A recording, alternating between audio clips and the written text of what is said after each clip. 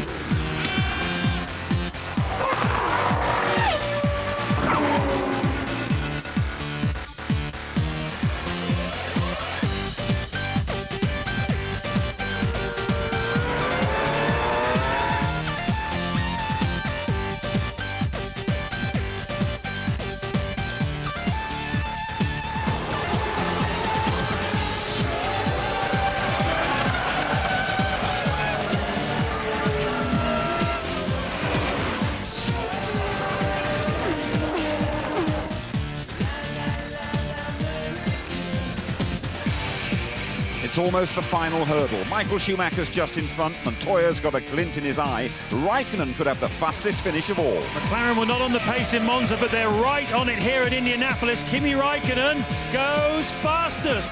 Fantastic lap by the Finn. Well, people have stopped talking about him as a championship contender. He's right back in it now. It's one of the most important races in my life, because if we can win it, we're in a better position for the final race. But the race is long, and we really need to see what happens. It's Raikkonen on pole, but he's never finished at the super speedway. Indianapolis is primed for what could be a title decider, the United States Grand Prix. Hello there, welcome to chilly Indy. Temperature outside our studio, just 12 degrees. Indiana's had its wettest September ever. It's trying to rain. I can tell you there's some very nasty clouds heading this way. This could be D-Day for F1 2003. Michael Schumacher could win that record 6th title. Schumacher leading by 3 from Montoya, supported here by Colombia's answer to the balmy army. Raikkonen, aged just 23, trying to become the youngest world champion ever. Ralf Schumacher, he's fit to race again. Michael Schumacher gifted Barrichello his win here last year. Alonso and Coulthard in that struggle for 4th place. And Trulli tends to score points stateside. Just to mark your card how Michael Schumacher could retain his title this afternoon. He must win, and Montoya must finish lower than 5th, and Raikkonen out of the top 2. Schumacher could finish 2nd, then Montoya would have to be lower than 7th, and Raikkonen out of the top 3. But if Schumacher is out of the top 2, the title decider will be in Japan in a couple of weeks. Mark Blundell and Tony Jardine are with me. Now then, Tony, dark clouds above, heading this way, apparently during the next 20 minutes or so, and for Michael Schumacher, they can't come quickly enough. Well, it could play into his hands, because these sort of temperatures and this weather, he's in trouble. He's in 7th place on the grid. He had an awful qualifying session, and when they did go out on the wet weather tyres, it was something like 2 seconds a lap quicker than the Michelins. Mark, I can't remember a colder Grand Prix. What effect will that have? Well, the biggest effect should be on the Michelin guys. I mean, those guys have been struggling with temperature and struggling with performance. But to be honest with you, we haven't really seen that over the course of this weekend so far. And in qualifying, it still shows that they've still got a good tyre performance. But what Tony says is bang on. If it does rain, the Bridgestones are going to be in their own, a couple of seconds a lap faster, and especially Barrichello, who's sitting there in a nice position. That was the cloud we're worrying about right over one of the huge stands here. Let's take a look at the big 3 in qualifying too, though, shall we? And Kimi Raikkonen, where did that one come from? Well, they call him the Iceman, and it's for the right reasons. I mean, this guy was sitting around in the car for some 10 or 15 minutes, almost looked like he was half asleep. When he went out on the circuit, did he deliver? I mean, he did everything what was asked of him, and he produced under immense pressure. 23 years old, I mean, it's incredible that he's done it. Sort of McLaren curveball, wasn't it, really? Definitely was a curveball. I mean, yeah, it was out the left field for sure. But, you know, everybody says just watch McLaren. They've always got something there, and tactically as well, they're going to be strong. Yeah, Michael Schumacher got it wrong from very early on in his lap, Tony. He did, but to be fair to him and a lot of other people, the temperatures changed and the wind got up. Just look at the way he's soaring at the wheel through turn 1 and 2 here. Almost certainly a bit of crosswind getting him there. Then he was going from lock to lock. Look at that inside front left, almost lifting. But he wasn't happy afterwards, you know, and he wanted to know why. What had gone wrong? Down in 7th place. Yeah, stories of a real row in the Ferrari dressing room after that. But what about your man, Montoya? 4th on the grid. Will he be happy with that? Well, I think he's okay with it. I mean, obviously, like we see here, he's struggling with the car slightly. Again, there was some temperature issues and the track was very slippery for the qualifying, but he didn't quite get it together. He's fighting in the cockpit there, but he is in 2nd row. He is in a nice position there where he can follow down the inside of the racetrack. The big advantage for Montoya is he's got 5 or 6 Ks over everyone else. Just a word about Montoya. They say he's on his way to McLaren as early as next year. It's all about money. It is a big rumour because Frank Williams refuses to pay any inflated wages, and there's been a big argument with the management for Montoya's team, and of course all these rumours are getting larger and larger about McLaren, and Ralf Schumacher is about to do a new deal, which is also upsetting Juan Pablo. It's hardly the thing, is it, for to conduct a World Championship fight with this in the background? OK, let's get a Williams view, shall we, from Technical Director Patrick Head. There he is, ready to talk to Louise. Patrick, McLaren got the jump on you in qualifying, but speaking to Juan Pablo, he seems very confident that he's got the race car to get the job done today. Presumably you'd agree with that? Well, we'd have much preferred to have been on the front row, obviously, but we think we've got a good race car, and we think we should be in reasonable position for the race, although I see now the clouds are darkening and a bit of rain's coming out the sky. That way we won't be too happy about that. How's that going to affect things? Will that play into Ferrari's hands or the Bridgestone runners' hands anyway? Well, it depends on the level. If there's rain, it depends on how hard it is, really. If it's light and Ferrari can use the Bridgestone Intermediate, then it'll be very strong for them. Do you think that Kimi can get the job done day today? I mean, he was the quickest car in qualifying, but can he maintain that pace over a race? I mean, I'm sure he can. He's a very fine driver, and I'm sure he'll be fast. If you're looking at their runs yesterday with fuel on board, they seem to have quite a lot of large drop-off on the tyre performance. But no, he's a serious competitor. Who worries you most? I think a bump at the first corner probably is the thing. I mean, basically, you just go out there and try to do the best you can, and we'll look afterwards where we finish. I mean, both Michael and Kimi are serious competitors for the championship, as is Juan. Thanks very much, Patrick. Thanks. Heavy spots of rain outside our studio. Tony, take us through the grid. Well, championship outsider Kimi Raikkonen, he says he's got nothing to lose, and alongside him Barrichello said he's going for a win. Surprise 3rd for Toyota, and there's Panis equaling his best on the grid. Montoya 3 places ahead, crucially, of Schumacher. Ralf Schumacher back after his layoff. Is he going to be a team player today? Alonso certainly is going to drive his own race, he says, from 6th place. Michael Schumacher 7th. Only an average qualifying performance, he said, and Coulthard 8th after oversteer problems. Then we got Cristiano Di Matta. He had to take the spare car after overheating. Then crash damage tarnished the performance of Trulli, leaving him down in 10th place. Then we've got Button and Villeneuve together, 11th and 12th, improving the handling of the BAR Hondas in their battle for 5th place in the championship. Then we've got Heidfeld, and alongside him they've got Webber, whose Jaguar was affected by the rising temperatures. Then Frentzen, then Wilson, whose Jaguar was similarly affected to his Australian teammate. Fisichella, alongside him Furman, back in the saddle for the first time in 5 races, happy with that, and Verstappen and Chiesa on the back, handling problems with the Minardis when they put more fuel in. I don't think I'm in a really bad position. I mean, if you simply look at the number, it looks bad. If you see the whole picture together, it's reasonable. I think we've got a good car. We've got a lot of top speed compared with them, so it's good. You know, I don't know how many Ks, but it's at least 5 Ks quicker than them in the straight. It's the best place to start, and of course it's nice to be in front of the guys who we're fighting against in the championship. I hope we can beat everyone, actually. I mean, if that's what it takes, I hope that I can take points away from the others. I think we have a good one, but I need to be really serious. I think we have the car to finish on the top 5. If something happens, maybe even better, but I need to be concentrated on the target, maybe to fight for the 5th place on the championship. I think speeds in the straight is a big issue for overtaking, and we're there or thereabouts, but we're certainly not the quickest. David Coulthard on the podium here for the last couple of years, and the promised rain has arrived. Around about 150,000 are here today. Very cold and now very wet, and that will suit the Bridgestone runners, and of course it will suit Michael Schumacher in particular. A bit of hail coming down, I'm just being told. A massive arena this, though. They get a 400,000 crowd for the Indy 500. Don't be fooled by the empty grandstands, by the way. There's a very big crowd, over 150,000 here today. The circuit with that slightly Mickey Mouse infield, but they're flat out for over 20 seconds down the longest straight on the calendar. Top speed well over 200 miles an hour. You're on board now with the pole sitter and Martin Brundle. Kimi Raikkonen in the McLaren, the surprise pole sitter here at Indianapolis. Let's see how and where he made the difference. Coasting down the pit straight about 210 miles an hour, just looking for a braking point on the left-hand side. Bang, down it goes to 70 miles an hour. In fact, his first sector was not that spectacular. At the moment, it's neat and tidy. But he brakes quite early for turn 4, but at least no mistakes. He now knows exactly how the car is handling and how much grip the track is prepared. Left-hander, if you can bring the nose in for a second time, and he does. Very early turn into 7, and on the power immediately. So a good slingshot into the back straight. That'll help him down towards turn 8. It's a difficult braking zone, so he's quite calm into there. Now the switchbacks of 9 and 10. You must get the car across the curbs. Use it like a railway line to pull it around. That was good. You'll carry 2 or 3 miles an hour extra.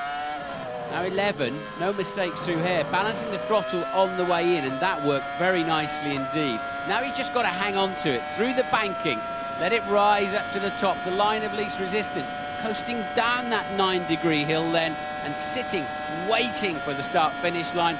Look at his knees and hands bouncing on the bumps, but his eye and his heart calm as could be. That's a very hot lap indeed from the Iceman in the dry. Of course, we've reached the stage of the championship. It's the best for years, by the way, when any mistake or mechanical blip could have huge consequences. Bernie Eccleston, the ringmaster, is relishing the scenario. Michael Schumacher's been through it before. It's unknown F1 territory, though, for the smouldering Montoya and the ultra-cool Raikkonen.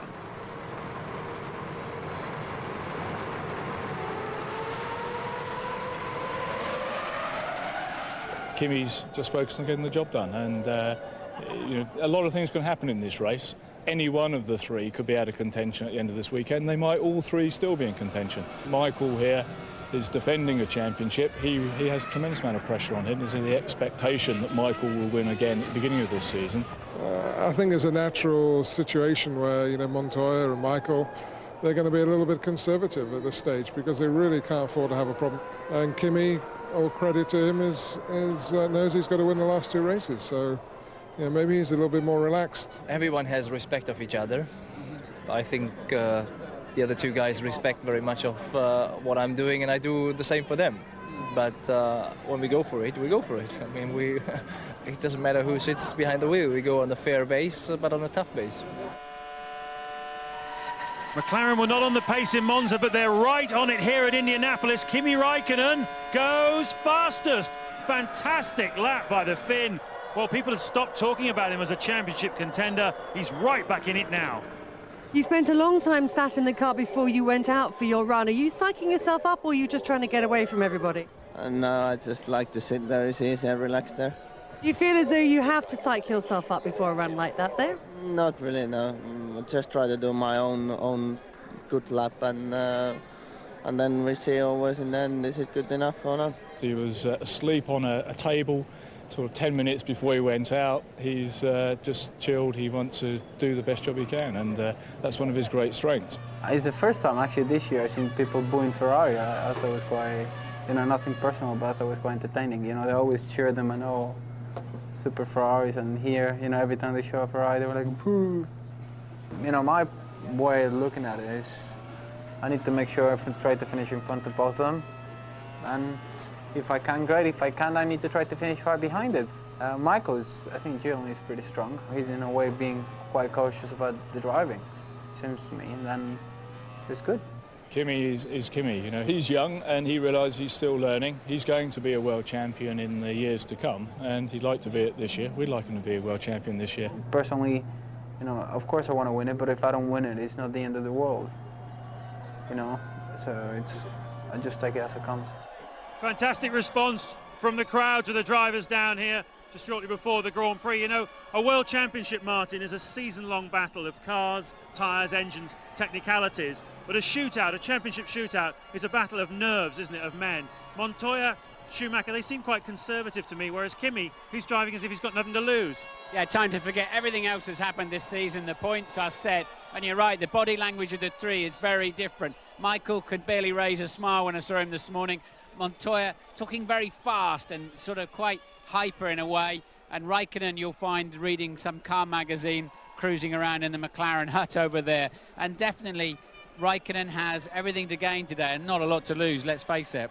One of the things that really excites me about this race is the role of the second drivers in each team. We've got Ralf Schumacher between Montoya and Michael Schumacher on the grid. He's going to have a big role to play today. And Rubens Barrichello as well, second on the grid. Ferrari would love him to go out and win this race, wouldn't they? Just to mix things up a bit. Yes, well, Barrichello's either got to win the race and keep the big points away from Michael's contenders, or if he can't win the race, they've got to massage Michael past him somehow. So there's a big... Ferrari have got the biggest job to do this afternoon, and Michael has got other people in the mix too that can spoil his day. 20 points up for grabs, only 2 to go. I haven't been this excited about a Grand Prix for a very long time. Thank you, James. We'll go grid walking with Martin later. Both our commentators well wrapped up down there. Let's get an update on the weather with Ted Kravitz, and Ted's got Ron Dennis with him as well. Indeed, Jim, still wrapped up down here. You do need the anorak, but look at the windsock. That tells you where the weather is coming from up there. And look over there, blue skies. As you can see, the track is still slightly sodden, but let's get Ron's opinion. Ron, does rain automatically hand the advantage to Ferrari and Bridgestone? Unfortunately, yes. You know, it's inevitable that there's a performance difference between different makes of tyre, and we are definitely disadvantaged. But interestingly, all this rain is actually developing in the area. Our radar is picking up very, very accurately. We've got another 1.5 minutes of rain due in about 3 minutes, and then it looks pretty clear. But as I said, it's actually developing in this area. It's not blowing in. So it's going to be very spasmodic, and we can't see heavy rain. So it's going to be very tricky conditions for the drivers, and at the moment, slicks. And very briefly, Ron, can Kimi win this race, and does he need to win this race? Well, the important thing is to beat Michael and Montoya.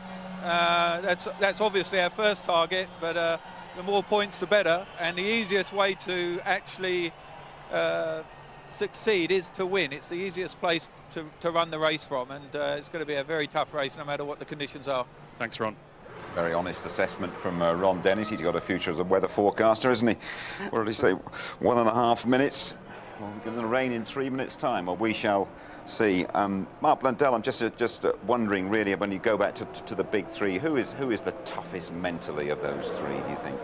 Well, you have to say that Schumacher is the guy because he's got the experience of winning 5 World Championships. He knows what it takes, but also, you know, you've got youngsters like Kimi Raikkonen. He's won a Formula Renault Championship before, you know, the small 200 brake horsepower car, national championship. Montoya's won the kart international championship in America, so he knows how the pressures are there, but it's really going to be interesting. I'm so excited to see what's going to go on for this race. I think Kimi's going to be nothing to lose, like we all know at this point, but Schumacher and Ferrari are going to pull something out the bag. I think they're going to creep up there and make things difficult. You feel that Montoya must corner Michael Schumacher, must put him under pressure, because that's where he makes mistakes, Tony. Yeah, I mean, Damon Hill has said this regularly this year, that if you corner Michael Schumacher, put him under pressure like he did in '94 in the finale in Australia, you know, Michael will crack.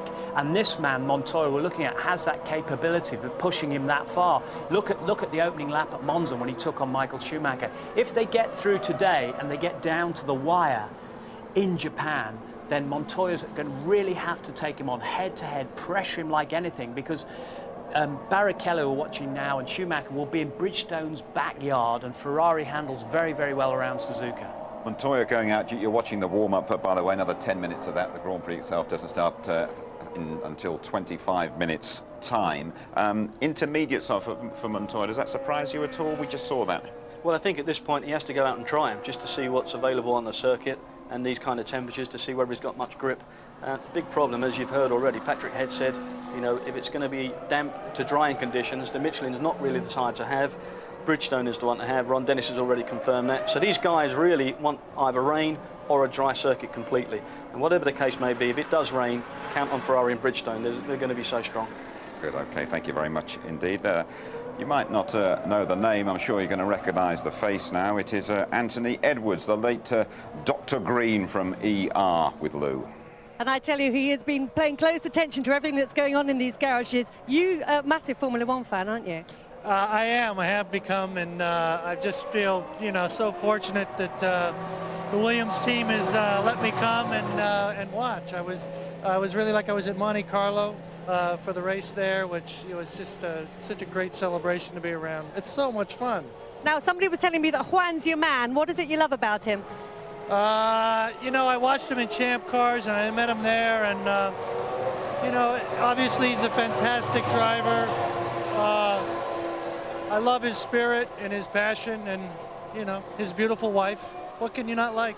Now, just a bit about you personally. You've been over in the UK filming recently for the new Thunderbirds film. You're playing Brains, aren't you? Would he have made a good Formula One engineer, do you think? Yeah, actually, I based my character of Brains on Patrick Head. So Patrick Head is the incarnate of Brains. But yeah, I think Brains would love to have designed for this. Thanks very much. Enjoy the race. My pleasure. Thank you. Not the only member of the Connie Montoya fan club either. I should tell you that the Constructors' Championship could be decided today as well, but it is pretty unlikely. BMW Williams leading by 4 points. They'll take Ferrari's title if they score 15 more points than them here. McLaren looks set for third. Renault a certainty for fourth, and a big struggle going on for that fifth place. So then the championship could be decided at Suzuka in a couple of weeks' time. By then, here on ITV1, we'll have enjoyed another chapter of the UEFA Champions League and opened the book for our exclusive coverage of the Rugby World Cup in Australia. I've got a lot of respect for the English. I think Clive Wood was doing an awesome job. Johnny Wilkinson, phenomenal sportsman.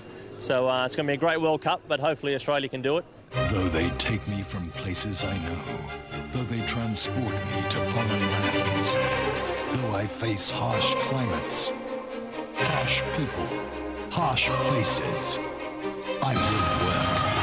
Huge effort. I will strive. There have to be. Unbelievable. I will return. This will be more than just a page in the history books. This is a chapter. A champion. The Rugby World Cup coming soon. Champions League Tuesday. First stop, Moscow. Can Arsenal strike back after their Highbury horror show? It's an early kickoff. Join us at 5:15 on ITV1. Then it's Celtic, also looking for their first win at home to French champions Lyon. Live on ITV2 and on ITV1 in Scotland. Highlights from a top night of European action rounds off Champions League Tuesday on ITV.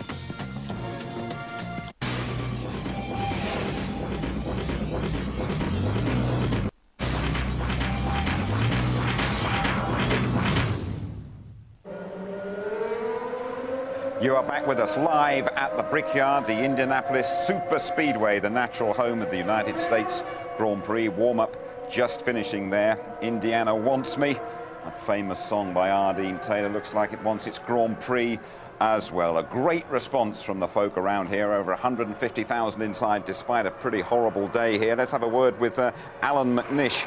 Last couple of weeks as test driver at Renault. There he is with Lou. Alan, a fantastic race in store today, I think. Who's your money on? To be honest, I don't know. That's the one thing about it. Everything was thrown out when it came to the qualifying yesterday. Form book's gone. Raikkonen's in a good position, obviously, but there's so many other people with something to prove.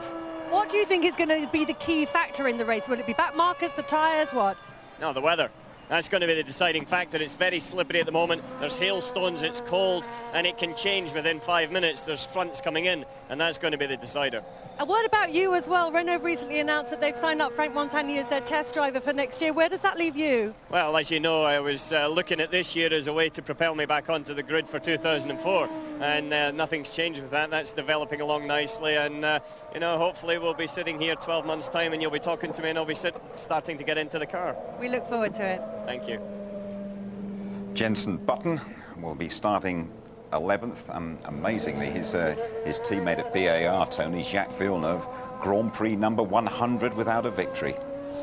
Yeah, indeed. I mean, since he came from the Williams team and that championship year in '97, things have changed a lot. Of course, he was there at the very start of BAR when they built the team up, and he's there through there now. But whether he'll be around and about and driving for BAR next year, we don't know. How about Jenson Button? What sort of season do you think he's been having? Because people say he's never driven better, but it might not have been reflected in the results, Mark. Well, he hasn't been on a podium yet, and I think that's something what people are questioning. That, you know, he's had some decent machinery during his career so far, but you have to say he's only limited to what he can drive on the circuit at this given point. And the BAR is not the best car in the world. You all know that. It has had some problems against his teammate. You know, he's doing very, very well. And Grand Prix drivers, that's the biggest comparison. Let's get a Ferrari reaction from Jean Todt. We don't talk to him that often. He's with Ted. Well, Jean, it seems to have dried out here. You sad about that? The race has not yet started, so let's wait until the end of the race before we know something. What about Michael, 7th position? Does he really have to win this race for the championship, or can he afford not to? No, I mean, he is 3 points ahead. We know that, of course, we would have preferred him in a better starting position, but, you know, it will be a long race, difficult, lots of unpredictable, so we will see. So would it bother you too much if Rubens won the race, and how do you think his chances are? I would love Rubens to win the race. You know, we are fighting for the manufacturer championship as well. So you think he's got a good chance? That's something that could happen?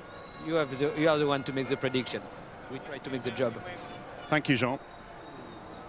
Tries to do the job. They give very little away at any stage of the game, do Ferrari, particularly just before a Grand Prix, just under 15 minutes to go to the start of the United States Grand Prix. A lot of people will be tuning in, I would think, and wondering about David Coulthard's chances.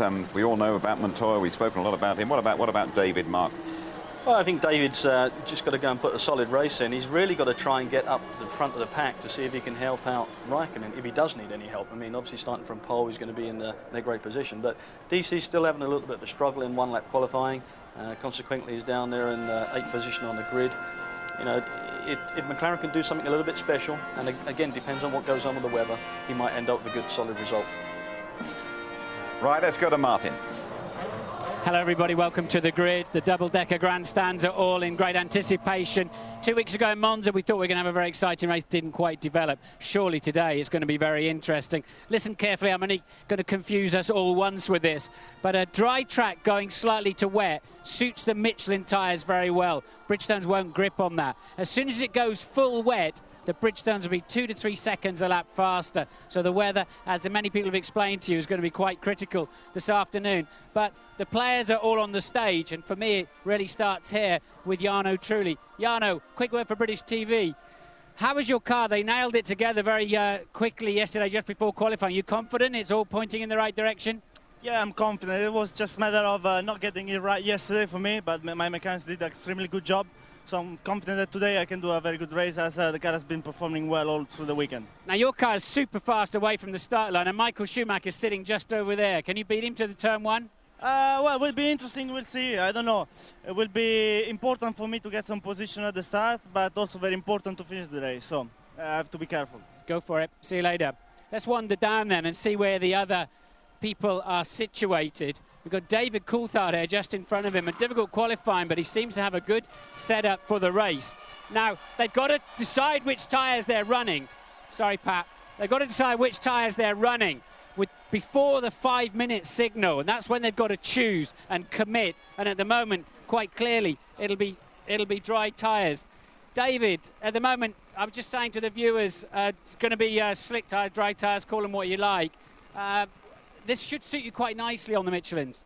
Yeah, I think from the practice where we've already had it go from wet to dry, then the compound of Michelin we're running is performing better than the Bridgestone. So in theory, that should be good for us. But I think now it looks like we're into a period where the sun's going to come out, temperatures come up, and then Bridgestone will work.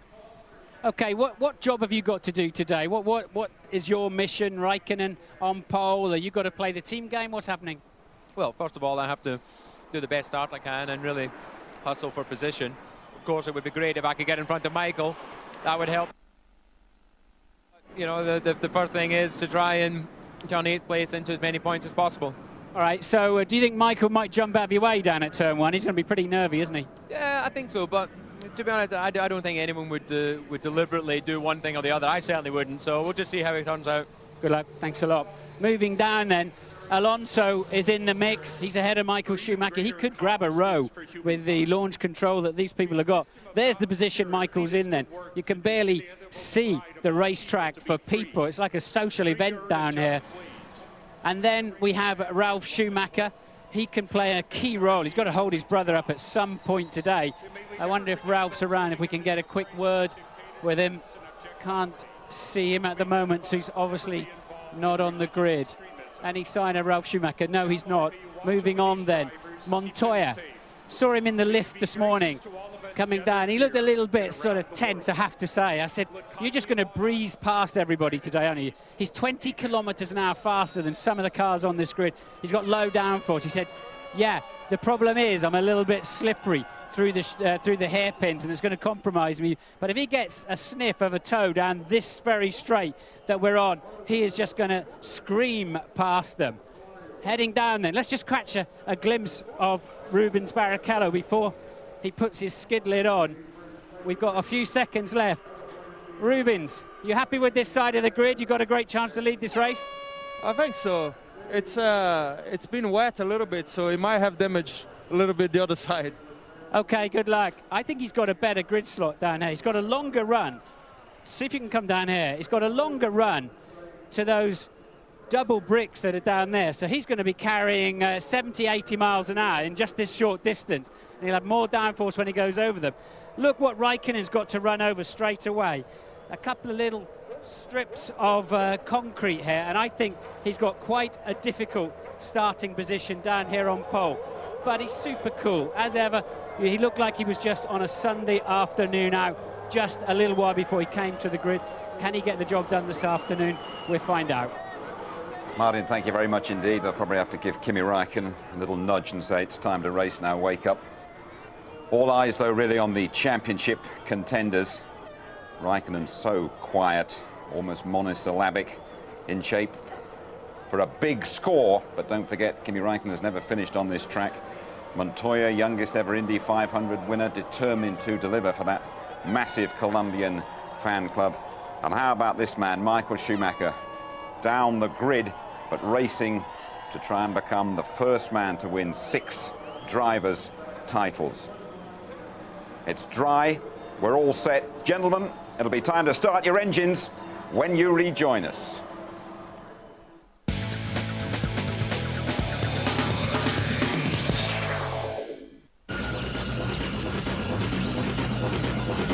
The race on ITV, sponsored by Toyota.